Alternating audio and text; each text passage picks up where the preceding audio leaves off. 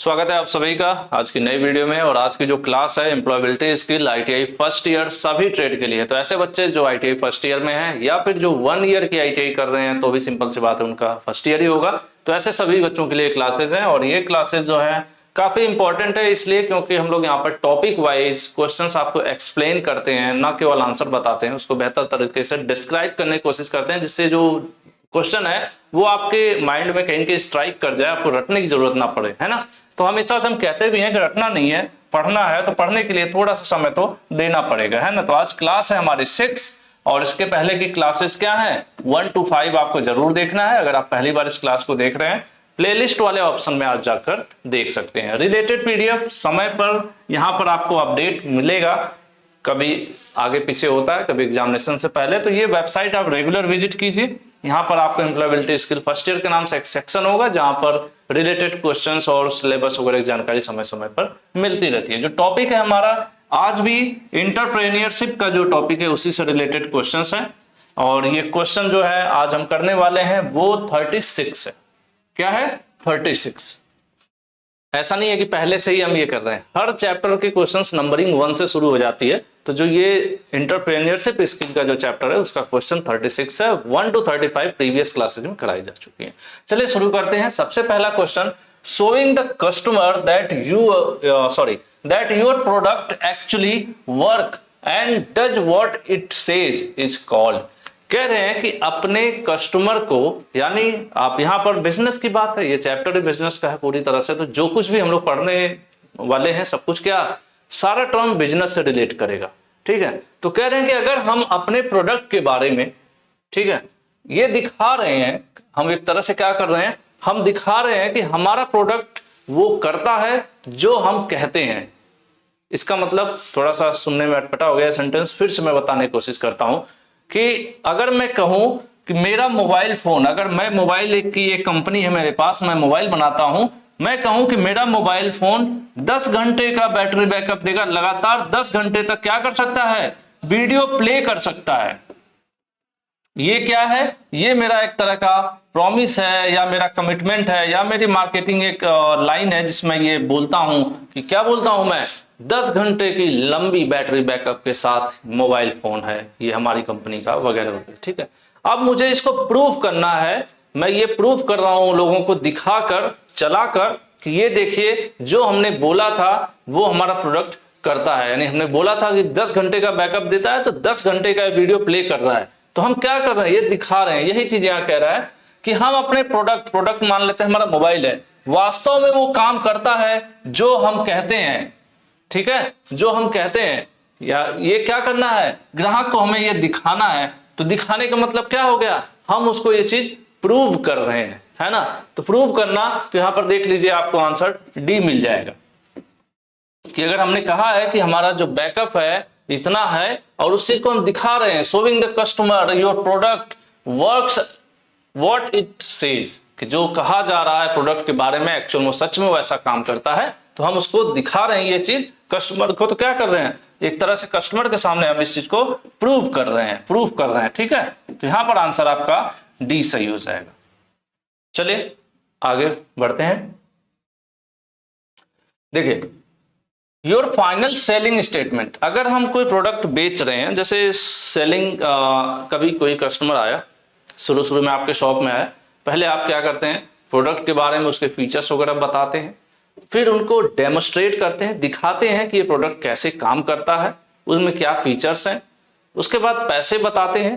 ये सारा कुछ करने के बाद लास्ट में कई प्रोडक्ट और दिखाते हैं, कस्टमर को आप सेटिस्फाई करते हैं। उसके बाद क्या होता है, लास्ट में जो क्लोजिंग कहलाती है, सेल्स ओपन। सेल्स मतलब सेल्स एक प्रक्रिया है जिसके द्वारा हम कोई प्रोडक्ट जो है बेचते हैं कस्टमर को। तो इस दौरान सेल्स शुरू में ओपन होता है जब हम शुरुआत करते हैं, फिर ये प्रोसेसिंग होती है और लास्ट में सेल्स क्या होता है, क्लोजिंग कहते हैं। क्लोजिंग में 2 सीन बनता है, एक तो प्रोडक्ट वो कस्टमर यस नो में या तो खरीद लेगा या तो नो करेगा, तो ये एक प्रोसेस होता है। तो फिलहाल यहाँ पर देखिए your final selling statement, selling के दौरान जो कुछ भी हम समझा रहे हैं कस्टमर को बता रहे हैं, उसके लास्ट का जो फाइनल एकदम आखिरी सेंटेंस है, मतलब लास्ट में जो बोला जा रहा है, one that will ensure the sale is called, ठीक है। कह रहे हैं कि आपका अंतिम सेंटेंस जो बिक्री को सुनिश्चित करेगा उसको क्या कहते हैं। जैसे पहले तो मैंने प्रोडक्ट की सारी कुछ जानकारी बता दी, फिर लास्ट में कुछ एकदम फाइनल सेंटेंस मैं ऐसे बोलूं कि जिससे ये इंश्योर हो जाए या कस्टमर सेटिस्फाई हो जाए और प्रोडक्ट खरीद ले, तो उसको क्या कहते हैं। आपके सामने 4 ऑप्शन है। प्रोडक्ट से कोई मतलब नहीं है, पिक्चर से कोई मतलब नहीं है, प्रूफ से मतलब नहीं है, ये पिच होती है। ठीक है, पिच मतलब एक तरह सा एक सेंटेंस जो बोला जाता है सेल्स के दौरान फाइनल क्लोजिंग के दौरान। ठीक है, तो ये यहां पर आंसर आपका क्या सही हो जाएगा, बी सही हो जाएगा, आंसर बी। ठीक है, प्रूफ तो हमने किया था, जो हमने बताया था, हमने प्रोडक्ट दिखाया, उसका बताया कि ये ऐसा करता है और उसको हम दिखा रहे हैं करके, तो वो प्रूफ करना होगा। लेकिन यहां पर फाइनल क्लोजिंग जो होती है जो सेंटेंस के द्वारा, उस सेंटेंस में क्या उसको कहते हैं, पिच कहते हैं। ठीक है, नेक्स्ट चलते हैं। The amount collected by selling a product और सर्विस इज कॉल्ड। ठीक है, देखिए ये जो थोड़ा बहुत अगर आपको डाउट हो रहा है, क्योंकि मैं बहुत लंबा अगर उस पर एक्सप्लेन करूंगा तो बहुत ज्यादा समय लग जाएगा, तो बेहतर होगा कि ये जो सेल्स पिच है या सेल्स ओपनिंग क्या है, ओपनिंग ऑफ सेल्स क्या है, ये जो कुछ भी मैं यहाँ पर इस्तेमाल कर रहा हूँ शब्द या जो क्वेश्चंस आ रहे हैं, ये सब कुछ मैंने एक्सप्लेन करके पढ़ाया हुआ है। आप चाहो तो ग्लोबल ITI के मोबाइल ऐप पर एम्प्लॉयबिलिटी स्किल फर्स्ट ईयर की क्लास ज्वाइन कर सकते हैं। ठीक है, मैं इसको दिखा दूं, अगर आप ऐप डाउनलोड करोगे तो ऐप में नीचे की तरफ स्टोर लिखा होगा, STOR स्टोर का ऑप्शन होगा, वहां पर आपको अलग अलग कोर्सेज दिखेंगे, ढेर सारे कोर्सेज हैं। तो फिलहाल मैं बात कर रहा हूं एम्प्लॉयबिलिटी स्किल सभी ट्रेड फर्स्ट ईयर के लिए, इसको मैं आपको यहाँ पर शो करता हूं। यहाँ पर आ जाइए और एक ऑप्शन होता है नीचे की तरफ कंटेंट का, कंटेंट पर अगर आप क्लिक करते हैं 58 वीडियो क्लासेज हैं, टेस्ट है, सिलेबस है ES का, टेस्ट और भी अपडेट होंगे फ्यूचर में। तो यहाँ पर देखिए फाइनेंशियल लिटरेसी पढ़ाया हमने, उसके बाद जो मैं अभी बात कर रहा था वो मैं आपको दिखा देता हूं, अलग अलग chapters, value ethics, digital skills, नए सिलेबस के अकॉर्डिंग है ये सारा कुछ। ठीक है, हम आते हैं आज की टॉपिक पे, एक्चुअली जो मैं आपको दिखाना चाह रहा हूं, ये देखिए कस्टमर सर्विस। ठीक है, ये जो कस्टमर सर्विस है और एंटरप्रेन्योरशिप स्किल, ये अलग अलग चैप्टर्स है, देख रहे हैं यहाँ पर। तो यहाँ पर वो सब कुछ बताया गया जो मैं यहाँ पर, ये 21वीं सदी में जो मार्केटिंग है, मार्केटिंग वाले चैप्टर में आपको ये चीजें मिल जाएंगी। फिलहाल यहाँ पर ये ओपन नहीं होगा क्योंकि मैंने कोर्स ज्वाइन नहीं किया है। तो ये चीजें ऑलरेडी एक्सप्लेन करके बेहतर तरीके से पढ़ाई गई हैं, तो ये क्वेश्चंस करना बहुत इजी हो जाएगा और सच में आपको मजा भी आएगा। ठीक है, तो पढ़ना भी जरूरी है, सिर्फ क्वेश्चन करके क्या फायदा होगा, नॉलेज भी तो होनी चाहिए। उसके अलावा इसके आगे की वीडियोज कैसे देख सकते हैं, ग्लोबल ITI यूट्यूब में सर्च कर लीजिए, चैनल ओपन होगा, इस प्रकार से वीडियो शॉर्ट्स और इस तरह प्लेलिस्ट लिखा होगा, प्लेलिस्ट के ऊपर क्लिक करना है आपको। प्लेलिस्ट में सबसे नीचे की तरफ चले जाना, अगर आप सेकंड ईयर में हैं तो यहाँ पर एम्प्लॉयबिलिटी सेकंड ईयर देखिए लिखा हुआ है, फर्स्ट ईयर में है तो सबसे नीचे की तरफ आ जाइए, कहीं भी सर्च कर लीजिए, देखिए एम्प्लॉयबिलिटी स्किल फर्स्ट ईयर लिखा हुआ है, व्यू प्लेलिस्ट पर क्लिक करिए, यहाँ पर देखिए class 4, class 3, class 2, class 1, ITI exam 2023 इस तरह से लिखा हुआ है। यहाँ पर आपको क्लासेज अपडेट होती हैं, प्लस और ज्यादा क्वेश्चन रिवाइज करना चाहते हैं तो लास्ट सेशन की जो क्लासेज हैं ये यहाँ पर देखिए, यहाँ पर भी आपको क्लासेस मिल जाती हैं, तो ओल्ड से भी अगर आप एक्स्ट्रा रिवाइज करना चाहो कर सकते हो, अदरवाइज ये जो आपकी सीरियल से चल रही हैं प्लेलिस्ट में जाकर देख सकते हो। मैंने इसलिए बता दिया क्योंकि बहुत से बच्चे कंफ्यूज रहते हैं सर इसके आगे क्लास कहां से देखें। चलिए, the amount collected by selling a product और सर्विस इज कॉल्ड। देखिए कोई सामान या सर्विस आप बेच रहे हैं, उसके बदले में आप जो पैसा इकट्ठा कर रहे हैं, जो पैसा आपको मिल रहा है उसको क्या कहते हैं। ठीक है, the amount collected by selling a product और सर्विस इज कॉल्ड सेल्स। ठीक है, सेल्स, सेल्स क्या हुआ, जो सर्विस हमने बेच दिया या प्रोडक्ट बेच दिया उसके बदले जो पैसा मिला वो क्या कहलाएगा, सेल्स। और ये क्या है, ये सही है, ये जो स्टेटमेंट है या ट्रू फॉल्स है तो ये सही है। किसी उत्पाद या सेवा को बेचकर जो राशि मिलती है वो क्या हुई, वो सेल्स अमाउंट हुआ। ठीक है, उसको क्या कहते हैं, ये ट्रू हो गया आपका आंसर है। ठीक है, ये ट्रू फॉल्स का ऑप्शन था, सॉरी क्वेश्चन जो है ट्रू फॉल्स का। चलिए आगे बढ़ते हैं। The method of tracking our money. ठीक है, अपने पैसे को ट्रैक करना, ट्रैक करना मतलब क्या होता है कि कोई चीज यहाँ जा रही, यहाँ जा रही, यहाँ जा रही, इस तरह से गूगल पे नहीं देखते हैं मैप वगैरह पर कि ऐसे चल रहा होता, तो क्या हम ट्रैक करते हैं कि हमारा पैसा कहाँ है, किस स्थिति में है। तो इस तरह से घूमता नहीं है, लेकिन एक तरह से कहीं के मार्केट में पैसा घूमता ही है।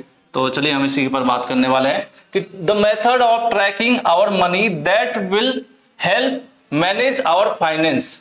ठीक है, हमारा जो पैसा है, ठीक है, हमारे पास जो पैसा है, हम बिजनेस कर रहे हैं तो उसको ट्रैक करना कि कहाँ पैसा कितना मार्केट में है, कितना प्रोडक्ट में लग गया है, कितना गोडाउन में पैसा फंसा हुआ है जो सामान बन के तैयार है, कितना बिक गया।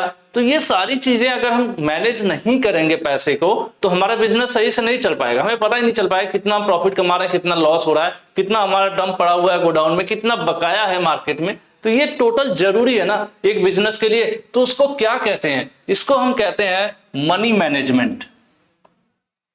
मनी मैनेजमेंट, जिसको हिंदी में कहते हैं पैसे का प्रबंधन या पैसों का प्रबंधन।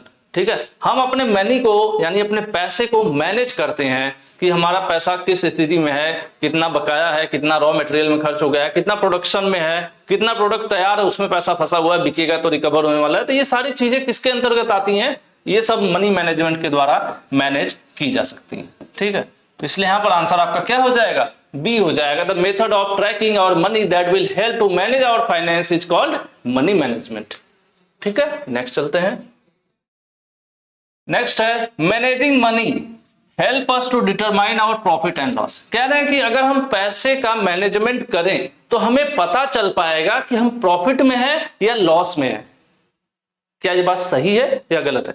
अगर हम अपने पैसे का सही मैनेजमेंट करें, हमें पता हो कि हमारा पैसा कहाँ कितना खर्च हुआ, कितना मतलब कितने में हमने सामान बनाया, कितने में बेचा, ओवरऑल अगर हमारा मैनेजमेंट सही है पैसे का, तो हमें पता चल जाएगा कि हम कितने प्रॉफिट में हैं या कितने लॉस में। तो बात सही है या गलत?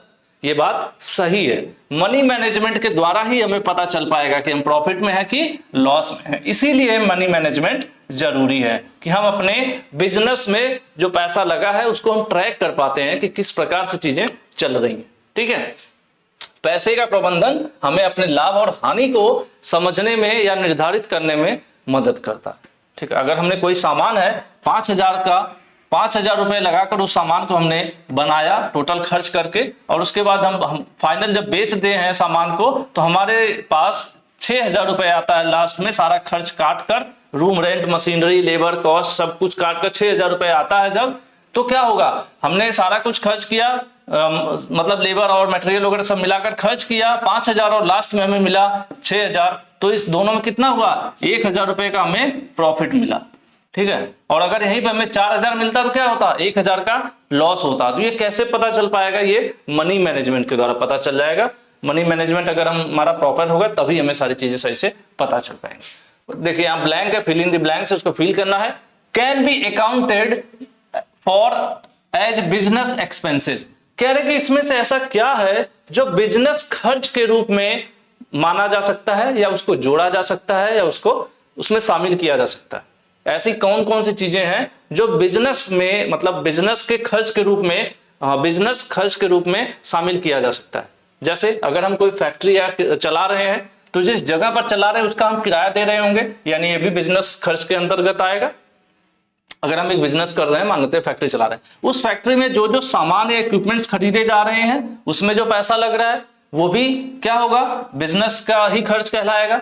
उसके बाद जो लेबर चार्जेस है, यानी जो लोग काम कर रहे हैं उनको जो हम पैसे दे रहे हैं, वो भी क्या आएगा? वो भी बिजनेस खर्च ही कहलाएगा, क्योंकि ये सब मेरा पर्सनल खर्च नहीं है, उस बिजनेस को चलाने में सब खर्च हो रहा है। उस बिजनेस के लिए किराया जो मैं दे रहा हूँ, जगह का, सामान का जो पैसा खर्च कर रहा हूँ, लोग काम कर रहे हैं उनको जो खर्च कर रहा हूँ, तो यानी ये सारी चीजें किसके अंतर्गत आएंगी? ये सब कुछ व्यवसायिक व्यय यानी कि बिजनेस एक्सपेंस के अंतर्गत ही आएगी, बिजनेस चलाने वाले खर्च के अंतर्गत आएगी। तो इसलिए यहां पर आंसर हमारा क्या सही हो जाएगा? आंसर हमारा डी सही हो जाएगा।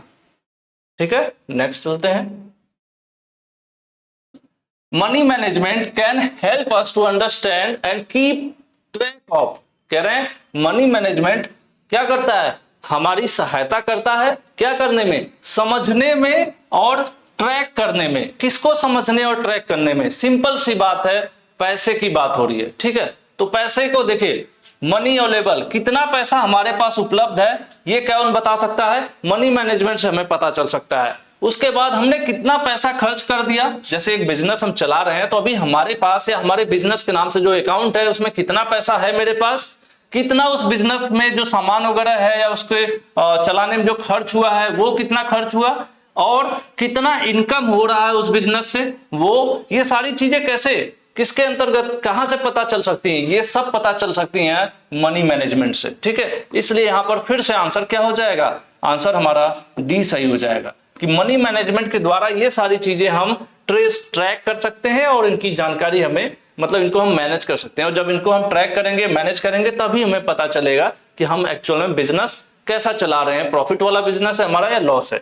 अगर हम मनी मैनेजमेंट नहीं कर पाएंगे, रियल लाइफ में भी मनी मैनेजमेंट होना जरूरी है। जैसे अगर आज मेरे पास 10,000 रुपए आया तो ऐसा नहीं कि मैं जाऊं 10,000 खर्च कर दूं, मुझे ये भी सोचना है कि मैं आगे के लिए कितना बचाऊं। ठीक है, तो पैसे बचाना भी क्या होता है, मनी मैनेजमेंट ही होता है। जैसे मुझे 5 साल या 10 साल बाद मुझे अपना एक घर खरीदना है, तो मेरी सैलरी अगर 40,000 रुपए है तो आज से ही मैं एक हिस्सा जिसमें से तय कर लूंगा कि मैं 5,000 रुपए पर मंथ जो है बैंक में आरडी, एसआईपी कुछ भी करूंगा, मतलब पर मंथ क्या करूंगा, जमा करूंगा, बचाऊंगा, जिससे मैं 10 साल बाद घर खरीद सकूं। तो इसको क्या कहेंगे, ये भी मनी मैनेजमेंट कहा जाएगा। ठीक है, तो ये सारी चीजें हैं, पैसे को मैनेज करना। ठीक है, तो वही मनी मैनेजमेंट कहलाता है। चलिए अगला question, which of the following is not a part of money management. कहते हैं इसमें से ऐसा क्या है जो मनी मैनेजमेंट के अंतर्गत नहीं आता है। तो देखिए ऐसा जिसमें पैसे से लेना देना ना हो, पैसे वाला शब्द ना है, तो समझ लीजिए वो मनी मैनेजमेंट नहीं है। देखिए क्या क्या है, लॉस, घाटा या नुकसान, यहां पर किसकी बात हो रही है, यहां पैसे की बात हो रही है, तो ये क्या है, ये मनी मैनेजमेंट के अंतर्गत आएगा। कैश अवेलेबल, कैश मतलब क्या, क्या होता है कैश, पैसा, ये भी मनी मैनेजमेंट के अंदर आ जाएगा। प्रॉफिट, प्रॉफिट या लॉस होगा तो क्या, पैसे के रूप में ही तो होगा। तो ये तीनों में तो पैसा आ रहा है, यानी तीनों में क्या आ रहा है, तीनों में मनी मैनेजमेंट मनी आ रहा है। तो ये तीनों किसका हिस्सा हो गए, ये तीनों मनी मैनेजमेंट का हिस्सा हो गए। लेकिन ये जो मैन्युफैक्चरिंग है, जो कंपनी के अंदर उत्पादन हो रहा है ना, जो प्रोडक्शन हो रहा है, जो सामान बन रहा है वो सही बन रहा है कि उसमें डिफेक्ट है क्या है, तो वो मनी मैनेजमेंट के अंतर्गत नहीं आता। ठीक है, वो मनी मैनेजमेंट के अंतर्गत नहीं आता। तो इसमें यही पूछ रहा है कि इसमें से कौन सा मनी मैनेजमेंट के अंतर्गत नहीं आता, तो ये मैन्युफैक्चरिंग जो है यानी जो उत्पादन है वो मनी मैनेजमेंट के अंतर्गत नहीं आता। यहां पर अगर कॉस्ट ऑफ मैन्युफैक्चरिंग लिख देता, अगर इसी के आगे कॉस्ट लगा देता कि मैन्युफैक्चरिंग में खर्च होने वाला पैसा, अगर ये लिख देता तब तो मनी मैनेजमेंट के अंतर्गत आ जाता। लेकिन इसमें देखिए कहीं भी पैसे का जिक्र नहीं है, इसलिए क्या है, ये प्रोडक्शन अपना एक अलग डिपार्टमेंट हो गया, उसका मनी मैनेजमेंट से कोई लेना देना नहीं है। तो यही पूछ रहा है कि इनमें कौन सा मनी मैनेजमेंट के अंतर्गत नहीं आता है, तो मैन्युफैक्चरिंग है जो मनी मैनेजमेंट के अंतर्गत नहीं आता है। ठीक है, चलिए आगे बढ़ते हैं।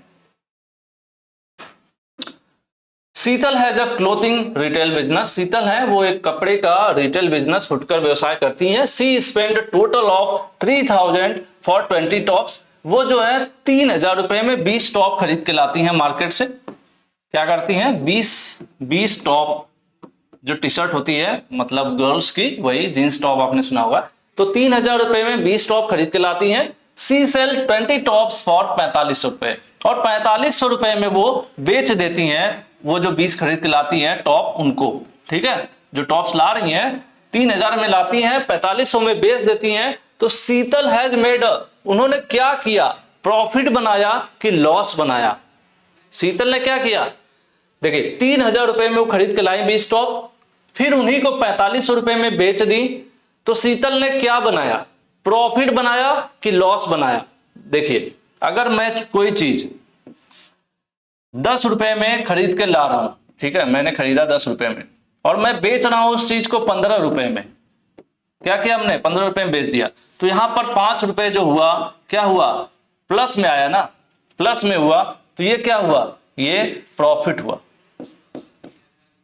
प्रॉफिट हुआ 5 रुपए।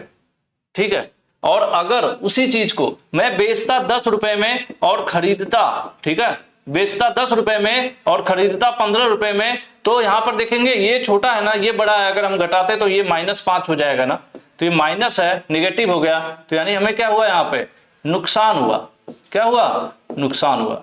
तो फिलहाल आप समझ गए होंगे कि शीतल को क्या हुआ, शीतल ने खरीदा कितने में, खरीदा 3,000 में, बेचा 4500 में। तो अब इनको प्रॉफिट हुआ या लॉस हुआ, आप इसका नीचे आंसर देने वाले हैं। ठीक है, और आंसर में आप ये लिखेंगे कितने रुपए का प्रॉफिट हुआ या कितने रुपए का लॉस हुआ। ठीक है, हर वीडियो की तरह इसमें ये आपके लिए एक छोटा सा होमवर्क, एक बार देख लीजिए, सारी चीजें आपके सामने है। आंसर आपको बताना है कि लॉस हुआ है कि प्रॉफिट हुआ है।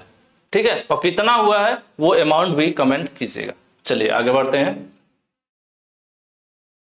What is full form of COGS? देखिए ये भी बिजनेस टर्म है। COGS होता है, जी यहां पर जो इस्तेमाल हो रहा है ना, गुड्स। ये जो गुड्स होते हैं ना, गुड्स मतलब सामान। पहले चीज तो यहाँ पे जो ये यूज हो रहा है ना, जी क्या है? गुड्स है। गुड्स मतलब सामान। और एक होता है गुड, अच्छा, GOO, मतलब कोई चीज अच्छी बुरी, हम बोलते हैं ना कि वेरी गुड, इस तरह से। गुड मीन्स होता है अच्छा। तो जहां जहां गुड लिखा हुआ है, पहले तो इनको बिना कुछ देखे काट दीजिए, ठीक है, क्योंकि हम गुड्स की बात करेंगे। बिजनेस वाले चैप्टर से ये क्वेश्चन है, तो बिजनेस में सामान की बात होगी, प्रोडक्ट की बात होगी। इसमें एक ही है गुड्स का, ठीक है। वैसे भी केयर मतलब होता है केयर ऑफ गुड सेल्स, इस सब का कोई मतलब नहीं है फिलहाल। कॉस्ट ऑफ अच्छी सेल, इनका नहीं। कॉस्ट ऑफ गुड सोल्ड, जो बेचा गया है सामान, वो कितने रुपए में, उसकी जो कीमत है, कितने रुपए में सामान बेचा गया है, यही इसका फुल फॉर्म होता है COGS, cost of good sold, बेचे गए सामान की कीमत, ये इसका फुल फॉर्म होता है। आंसर आपका कौन सा सही हो जाएगा? आंसर ए सही हो जाएगा, ठीक है, ये इसका फुल फॉर्म हो गया। चलिए अब यहां पे थोड़ा सा मैं आपको बता दूं, शायद आपको दिख रहा होगा। ओह शिट, अगले क्वेश्चन से ये टर्म रिलेट करता है, इसलिए मैं कोशिश कर रहा है बता देता हूं। थोड़ा सा बड़ा कर देता हूं, होपफुली सही नहीं दिखेगा, वीडियो क्वालिटी थोड़ा सा बढ़ा लीजिएगा। देखिए इन्वेंट्री है यहाँ पे,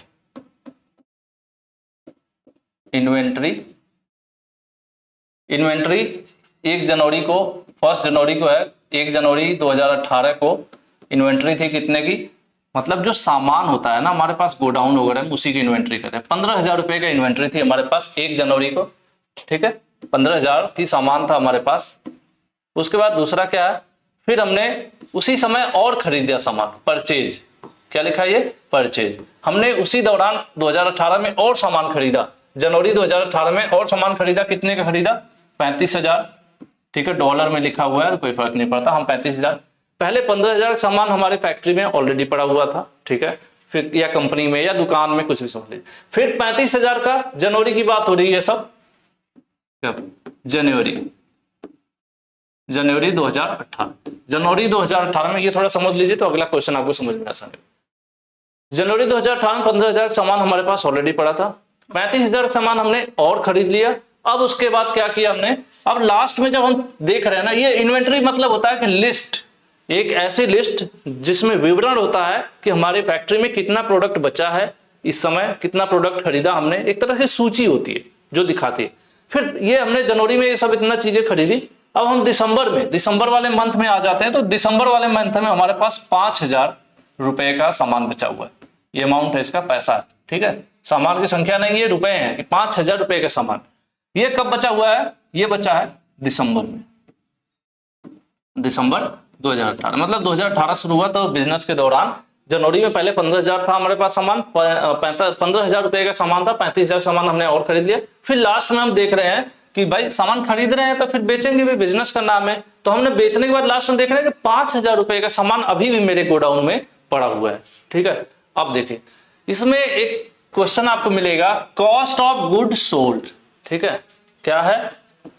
कॉस्ट ऑफ गुड्स सोल्ड, इसके पहले इसी का फुल फॉर्म आपने देखा होगा, कॉस्ट ऑफ गुड्स सोल्ड, बेचे गए सामान की कीमत, याद है आपको पहला, इसके पहले वाला, कॉस्ट ऑफ गुड्स सोल्ड, बेचे गए सामान या माल लिखा हुआ है, बेचे गए सामान की कीमत, यानी कितने रुपए का हमने सामान बेच दिया, उसकी कीमत होती है। ये कैसे निकलती है, उसी का फॉर्मूला है अगले पेज पर, कॉस्ट ऑफ गुड्स सोल्ड। अब क्या होगा, जब हमारे पास सामान, मतलब 2 जनवरी में कितने की सामान हमारे पास पड़ी थी वो देख लेंगे, मतलब ओपनिंग इन्वेंटरी लिखा हुआ है कि शुरू में जो हम सूची बना रहे थे, हमारा जब ये जनवरी 2018 शुरू हुआ तो कितने का सामान पड़ा हुआ था, हमारे पास पड़ा हुआ था सामान 15,000 का। फिर हमने और कितना खरीदा, इसी समय हमने 35,000 का और खरीदा, तो हमारे पास टोटल सामान कितना हो गया, 35, 5, 40, 10, 50,000 का हो गया सामान। अब क्या हुआ, अब इसमें से हम घटा देंगे कि 5,000 का सामान हमारा दिसंबर तक बचा रह गया, बिजनेस खत्म हो गया फिर भी वो बचा रह गया, तो जो सामान बचा रह गया उसको हम उसमें से माइनस कर देंगे। तो अब एक तरह से देखा जाए तो 50,000 का हमारे पास सामान तो था, ठीक है, 50,000 का सामान तो था, लेकिन लास्ट में 5,000 बचा ही रह गया। तो जो हमने बेचा तो कितने का सामान बेचा, तो हमने सामान बेच दिया, इसमें आप 50 हो गया ना, 35 5 40 10 50 यानी 45,000 रुपए का हमने क्या किया, सामान हमने बेच दिया। तो यही है कॉस्ट ऑफ गुड सोल्ड, जो हमने सामान बेचा, कितने रुपए का सामान बेच दिया, उसकी कीमत कितनी थी, तो कितने की, 45,000 रुपए। ठीक है, तो ये इस तरह से निकाला जाता है। चलिए अगले क्वेश्चन हम देखते हैं तो समझ में आएगा। देखिए क्वेश्चन आपके सामने है, क्वेश्चन आपके सामने है, सीओजीएस का फॉर्मूला बताइए। सीओजीएस का फॉर्मूला, सीओजीएस यानी जो कॉस्ट ऑफ गुड सेल्स, जो हमने सामान बेचा, कॉस्ट ऑफ गुड्स सेल या सोल्ड, जो हमने सामान बेचा उसकी कीमत कैसे निकालेंगे। तो जो हमारे पास, जो हमने इन्वेंट्री खरीदी थी महीने के आखिरी तक, जो जितना हमने खरीदा, जो भी हमने खरीदा, ठीक है, वो सामान कितने रुपए का खरीदा, यहां पैसा रहेगा, कितने रुपए का हमने सामान खरीदा, और महीने के अंत में कितने रुपए का सामान हमारे पास बचा रह गया, उसको घटा देते हैं। अंत में जो सामान बचा रह गया, कैसे, ये सामान रुपए में, जितने रुपए का सामान बचा रह गया वो हम घटा देंगे, तो हमें पता चल जाएगा कि हमने सामान कितने रुपए का बेचा। सिंपल सा फॉर्मूला है, समझ गए। मान लेते हैं हम बिजनेस करते हैं, यहां पर हम खरीदना कर देते हैं, ठीक है, खरीद, और यहां पर कर देते हैं बेच, और लास्ट में कर देते हैं बचा, ठीक है। तो उन्हें बेचने की जरूरत नहीं है, बचा कर देख लेंगे, सिर्फ सिंपल। हमने खरीदा कितना सामान और लास्ट में बचा कितना, ठीक है। मान लेते हैं हमने एक बार सामान खरीदा 50,000 का, 50,000 का सामान खरीदा, फिर बीच में हमने 10,000 का सामान खरीदा, फिर हमने 20,000 का सामान खरीदा, और लास्ट में जब हमारा क्लोजिंग हो गई, मतलब ईयर खत्म हो गया, जब जितने पर भी हम हिसाब कर रहे हो, 6 महीने, साल भर, एक जैसे भी आप कर रहे हैं, तो उतने दिन में हम देखेंगे कितना हमने खरीदा, और लास्ट में देखेंगे हम कितना हमारे पास बच गया। अगर हमारे पास देख लेते हैं 5,000 बच गया, तो अब क्या करेंगे, ये टोटल हमने जितना खरीदा था 60 20 80,000, 80,000 का खरीदा था, और लास्ट में हमारे पास 5,000 का बच गया, बस 5,000 का माल बचा हुआ है, बाकी हमने खरीदा तो 80,000 का था, लेकिन बेचते बेचते सिर्फ 5,000 का बचा, यानी हमने कितना का बेच दिया, हमने बेच दिया 75,000 रुपए का। तो ये है फॉर्मूला, ये पूछ रहा था, तो ये आपका होगा total purchases is equal to minus क्या है, inventory at the end of, ठीक है, एक मिनट गड़बड़ हो गई, मैं यहां पर गलत तो ये बता दिया। हमें निकालना क्या है, सीओजीएस का full form, CO total sales minus, एक टोटल सेल्स माइनस सीओजीएस, कुल बिक्री माइनस, नहीं वो तो गलत है, money remaining plus sales, money remaining plus sales पैसा प्लस बिक्री, नहीं वो भी गलत है, total purchases minus inventory at the end, ये ठीक है, सही मैंने बताया, ठीक है। हमने जितना खरीदा, टोटल परचेजेज मतलब जितना हमने टोटल सामान खरीदा वो, और कितना लास्ट में बचा हुआ है, इन्वेंट्री एट द एंड, ठीक है, कितना सामान बचा, ये बचा, देख लीजिए, खरीदा हमने कितना 80,000 का, बचा कितना 5,000 का, तो वही हमारा जो बच रहा है वही क्या कहलाएगा, वही सीओजीएस कहलाएगा, ठीक है। सिंपल है, यही आंसर है। मैं थोड़ा कंफ्यूज हो गया था, आज कुछ ज्यादा है, कल के वीडियो में कंफ्यूज हो गया, आज भी। तो फिलहाल आपका आंसर कौन सा सही है, आंसर आपका सी सही है, ठीक है। मैं खुद कंफ्यूज हो गया, तो आप भी कंफ्यूज हो सकते हैं, वीडियो को रिवाइंड करके दोबारा देखिएगा इस क्वेश्चन को, ठीक है। इन्वेंट्री वैल्यू इज, इन्वेंट्री क्या है, ठीक है, inventory value is total sale, money remaining, monetary value of unsold product, ठीक है, amount spend on paying rent. देखिए अमाउंट जो रेंट जो खर्च करते हैं वो इन्वेंट्री वैल्यू नहीं कहलाता, हमने जितना बेचा वो भी नहीं कहलाता है, पैसा कितना बचा ये नहीं, जो हमारा सामान नहीं बिक पाया, जो हमारा सामान नहीं बिका, कितने रुपए का नहीं बिक पाया है, ठीक है, जो हमारा सामान है कितने रुपए का नहीं बिक पाया है, वही कहलाता है इन्वेंट्री वैल्यू। इन्वेंट्री वैल्यू मतलब जो हमारे पास बचा हुआ सामान है, हमारी सूची में, हमारे गोडाउन में जो बचा हुआ सामान है वही क्या है, एक तरह से इन्वेंट्री है। तो वैल्यू मतलब कितने का है, उसका कितने रुपए का है वही उसकी वैल्यू होती है, ठीक है, कितने रुपए का है वो उसकी वैल्यू होती है। तो इस प्रकार से आप देखिए monetary value of unsold product, मतलब जो प्रोडक्ट बिका नहीं उसका पैसा, मौद्रिक मूल्य यानी जो रुपए में कितने रुपए का प्रोडक्ट बिका नहीं उसी को कहते हैं इन्वेंट्री वैल्यू। आंसर सही है, ठीक है। चलिए नेक्स्ट है the techniques which one applies to promote goods और services increase sales is called. कह रहे हैं कि ऐसी टेक्निक, ऐसा जुगाड़ जिससे हम अप्लाई करके क्या करते हैं, अपने सामान अपने प्रोडक्ट को प्रमोट करते हैं, प्रचार करते हैं उसका, सर्विस का, ठीक है, प्रचार करने की बात हो रही है तो उसको क्या कहते हैं, तो उसको हम कहते हैं मार्केटिंग। मार्केटिंग से ही हम लोग क्या बढ़ाते हैं, सेल्स बढ़ाते हैं। जितने आपको पता है अगर मार्केटिंग आप नहीं करोगे, कितना भी अच्छा प्रोडक्ट बना लो, अगर आप कोई अच्छी चीज बना रहे हो, ठीक है, अगर आप कोई अच्छी चीज बना रहे हो तो अगर आप बताओगे नहीं लोगों को तो पता कैसे चलेगा। तो बताने के लिए क्या करना होगा, मार्केटिंग किया जाता है, ठीक है, बताने के लिए मार्केटिंग किया जाता है। मार्केटिंग के बाद वो सामान लोगों तक पहुंचता है, लोग चेक करते हैं, उनको अच्छा लगता है तो क्या करते हैं, उस चीज को खरीदते हैं और अगले 4 लोगों को और बताते हैं, ठीक है। तो ये क्या कहलाती है, मार्केटिंग टेक्निक, ठीक है। यही कह रहा है वह तकनीकें जो वस्तु या सेवाओं को बढ़ावा देने के लिए, यानी उसकी सेल्स को बढ़ाने के लिए और बिक्री में वृद्धि करने के लिए जिसका इस्तेमाल किया जाता हो तो उसको क्या कहते हैं, उसको हम लोग मार्केटिंग कहते हैं। मार्केटिंग के द्वारा ये चीजें की जाती हैं। मार्केटिंग के बहुत सारे तरीके हैं, आपने देखा होगा टीवी पर ऐड दिखाते हैं, समय समय पर डिस्काउंट देना, ये सब चीजें क्या है, मार्केटिंग है, ठीक है।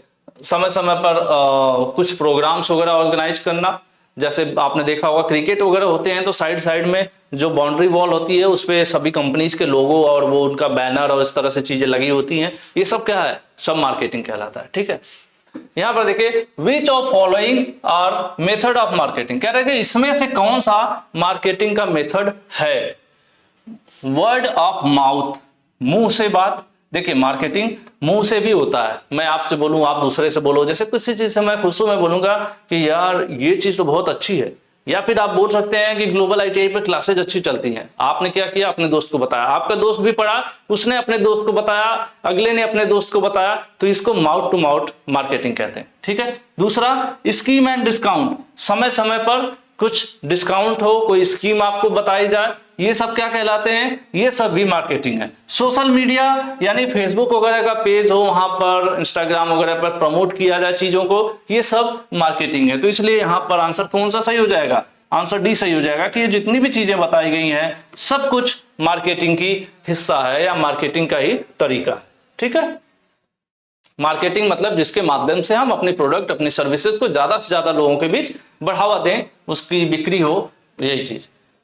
Sponsoring local events like cricket match, Diwali celebration, marketing method, क्या ये भी एक मार्केटिंग मेथड है। जैसे मान लीजिए लोकल में मैच वगैरह हो रहा है, आपने अपना बैनर पोस्टर अपनी कंपनी का, अपने ब्रांड का, जो भी आप सामान बनाते बेचते हैं वहां पर आपने लगा दिया, या फिर कहीं दिवाली का कोई फंक्शन हो रहा है तो उसका आपने कुछ पैसा अपनी तरफ से दे दिया और आपने अगल बगल बैनर वगैरह और कुछ आप प्रोडक्ट अपना लोगों के बीच निःशुल्क वितरण कर दिए, तो क्या ये सब कहलाएगा मार्केटिंग, यस, ये भी मार्केटिंग है। तो यहाँ पर आंसर आपका क्या हो जाएगा, ट्रू हो जाएगा कि ये सही बात है, ठीक है।